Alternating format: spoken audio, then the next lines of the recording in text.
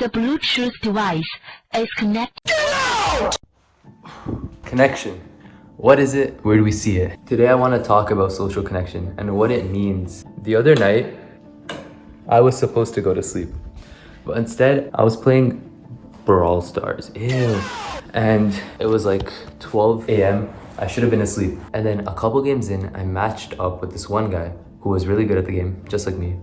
And we went on a 12-game win streak. And it was literally some of the most fun I've ever had on a game. And I'm one of those I miss the good old days type of guy, you know? Games nowadays feel a lot more dull. They don't feel as exciting. And what I realized is that I didn't have this much fun because I went on a 12-game win streak.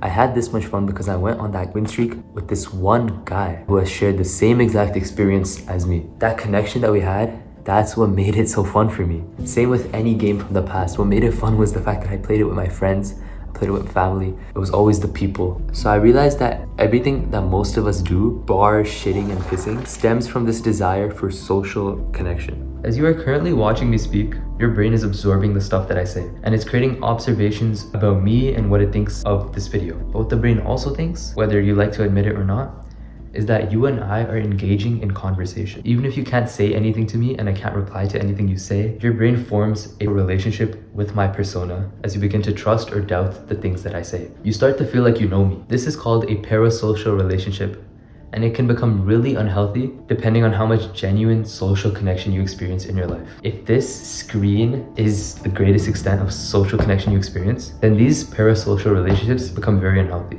Let's go from YouTube to something very similar.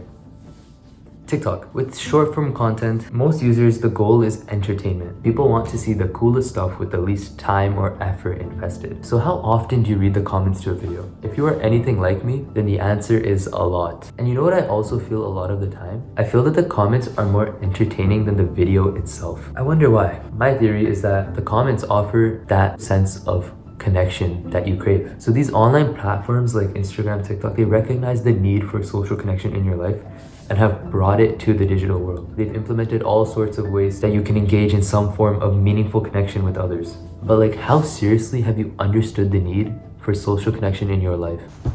You know when someone just says something so commonsensical that your initial reply is just like, yeah, duh. When you actually think about what they're saying, you realize you've never really thought about it before. That's what this is. Everyone needs social connection. You can't live without it. The truth is, a genuine, authentic social encounter brings us immense joy. It's nourishment for our psyche. This is a bit of a tangent, but last month I watched The Penguin, and the show was so brilliant and jaw-dropping, but literally nobody I know in real life has seen it. You want to know the first thing I did when I finished the show? I clicked on the Penguin Zero video on it and read the comments because I wanted that social connection to make the show more enjoyable. Social connection is seemingly a positive thing, but it's not so great when it comes from artificial sources. They exploit your desire for social connection by offering it in more stimulating but less meaningful ways. This benefits them way more than it benefits you. I guess the video could be summed up by saying, talk to others face to face, but there is so much more that you can take from this message. I was at the gym a week ago, and this guy to the left of me was like 50, and this girl to the right of me was like 25 maybe. And I was just doing lateral raises, you know? Halfway through my set, the guy started talking really loud to the girl. And honestly, at first, I thought he was flirting with her, and I thought it was a bit weird. But as I involuntarily listened in on their conversation, I realized that he was literally just a man seeking social connection. It was an innocuous, meaningful interaction, and it was wholesome to see.